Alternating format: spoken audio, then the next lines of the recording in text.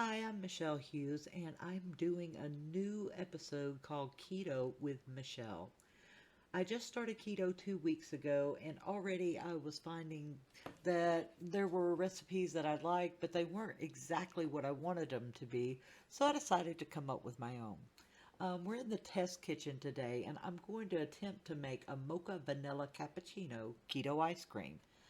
So instead of your usual heavy cream, I'm going to do something different. I want to try to make this with coconut milk and see how it works out. So what you're going to need for this recipe is a cup of coconut milk unsweetened. You're going to need monk fruit sweetener, the granulated powder kind. You're going to need unsweetened cocoa powder, vanilla extract, obviously a mason jar because we're going to shake this baby up, and then a little special flavoring that I'm using from Higgy Sigs, which is actually a vanilla cappuccino flavoring concentrate. So let's get this started and see how it turns out. So I've got my mason jar and I'm going to add my 1 cup of coconut milk. I shook this can up really well before opening it, and I would definitely suggest that you do the same. So we're going to do 1 cup of coconut milk unsweetened. Give me just a second.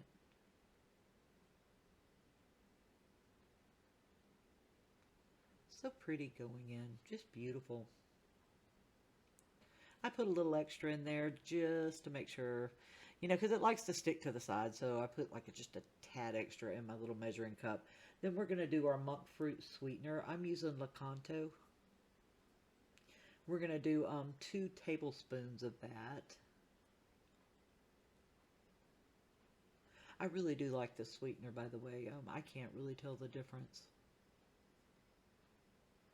2 tablespoons. Messing up. We'll clean it up later. I don't think I've ever made a recipe where I didn't make a mess of some kind. After that, we're going to do a tablespoon of cocoa powder unsweetened. And this is just an off-brand that I picked up because I didn't feel like going to my major grocery store today. So 1 tablespoon of cocoa powder.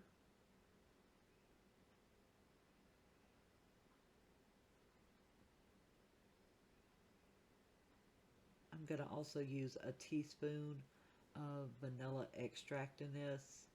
And the flavoring has a little vanilla in it, but I just want to pop it a little more. You could get really fancy and do vanilla beans, but I'm not into that. Vanilla extract is going to work fine. Okay, so this next ingredient, you will have to go over to higgysigs.com, and I know it says SIGs, but we use these flavorings for food as well. They have 0 calories and 26 drops. Hold on.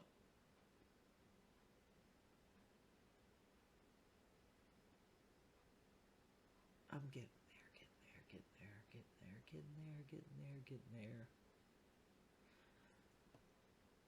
But you can use a lot of these flavorings to change up the flavors of your product, and they're really going to be good. So I've got that. I'm going to put my top on my mason jar. And then I'm going to shake this for about 3 minutes. And I'm not going to do all the shaking on screen because I know it's going to be boring to you, but we'll shake it off the screen and I'll turn this video off and we'll talk a little bit more about what we're hoping to do here.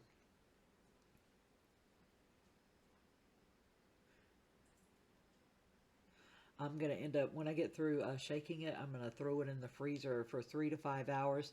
And why I say 3 to 5 hours, because it's the first time I've ever tried to do this, and I don't know if it's going to thicken up enough in 3 hours. So if it doesn't, we'll check it at 4 and then at 5. And, we'll just give it a try. And if it's really good, then you're going to see this video. And if it's not, you'll never see the video anyway. So how about that? So this is a Mocha Vanilla Cappuccino Keto Ice Cream. And as I said before, 120 calories. This is going to make 4 servings, and a serving size is obviously 2 cups. You can see it on your screen. Your carb count on this is 1%, and you can see that it's got calcium, iron, and potassium as well. I really hope this turns out well. I really hope it's something that we can continue doing. And on the flavor drops, I do know over there that we've got tons of different flavorings. So if you wanted to ditch the cocoa powder and, try some, I know Banana Foster is over there. We've got a strawberry shortcake. There's custard. There are so many flavor variations you can try, and the majority of them are seriously going to be 26 drops each just to change the flavor and give you something different. You could also add some berries in with this if you wanted to do that. I mean, really, the possibilities are endless. If this thickens up and turns out into a great keto ice cream, then yeah, we really could do anything we wanted with this recipe. So I'll check back with you in a few hours and we'll see what happened next. Wish us luck! Okay, so I am back, and good news. Yes, this turned out really good. Even my kids liked it, which was a big shock to me. So, and I only got like a spoonful because they ate the rest of it, so I had to go back and make more. And so I decided to use my own flavor concentrates that I put together.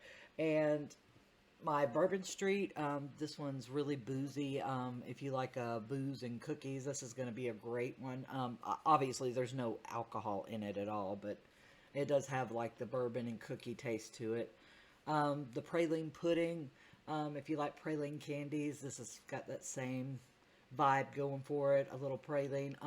With the Bourbon Street and the praline pudding, I did take out the cocoa because it really didn't need that. With the only one that's going to need the cocoa with it is the Mocha Vanilla Cappuccino one we did.